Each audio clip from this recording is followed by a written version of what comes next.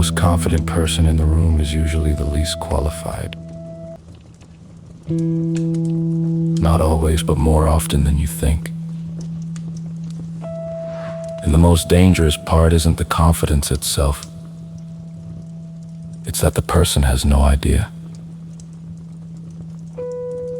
Think of a skill you feel confident in, your judgment about people, your drive, and your ability to read a room. Now ask yourself, how do you know you're actually good at it? Probably because it feels right, because your instincts feel sharp, because you haven't noticed yourself being wrong. That's the trap. The feeling of competence and the reality of competence are generated by completely different processes. And sometimes they don't talk to each other. In 1999, psychologists David Dunning and Dunning-Kruger at Cornell gave students tests on logical reasoning, grammar, and humor.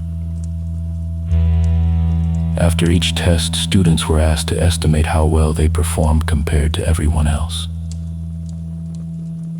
The bottom quartile, the students who actually scored the lowest, estimated they performed in the 62nd percentile.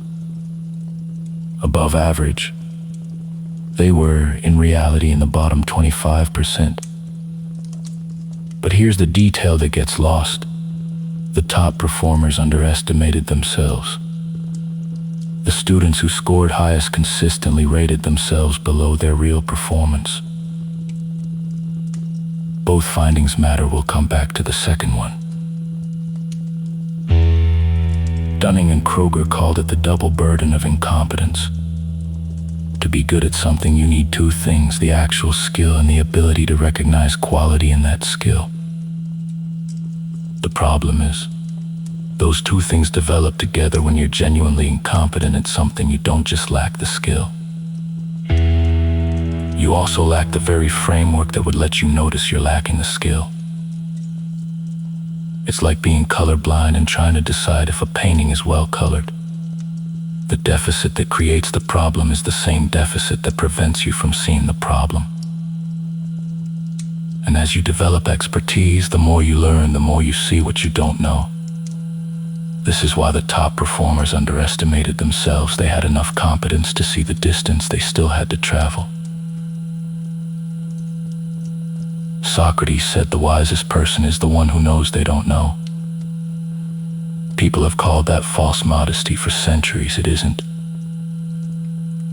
It's a precise description of what advanced knowledge actually feels like. Shunryu Suzuki, the Zen teacher, put it differently. In the beginner's mind, there are many price abilities, but in the expert's mind, there are few. The expert is humble because they can see the edge of their knowledge. And it's a long way from where they are. The novice sees no edge, so they walk confidently to the cliff.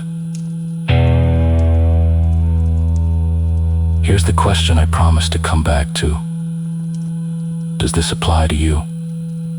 The uncomfortable answer is, if you're watching this and quietly thinking, I'm not like that. Sit with that thought for a moment. Almost everyone who learns about this bias assumes it applies to other people. That's not a coincidence. That's the bias doing exactly what it does.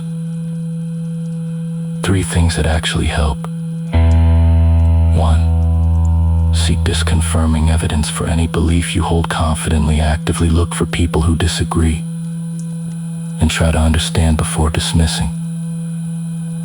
2. Replace I know with I think I know. This isn't weakness, it's precision. A statement is more accurate and it keeps the door open for updating. 3. Track your predictions, not just for work, for anything you feel certain about.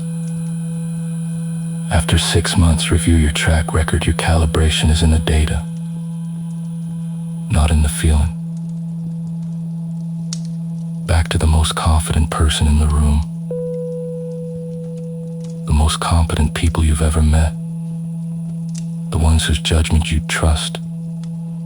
Did they project certainty? Or did they project precision? There's a difference. Certainty says I know. Precision says here's what I know. Here's what I don't. And here's why that matters. The wisest person isn't the one with all the answers. It's the one who knows exactly where their answers end.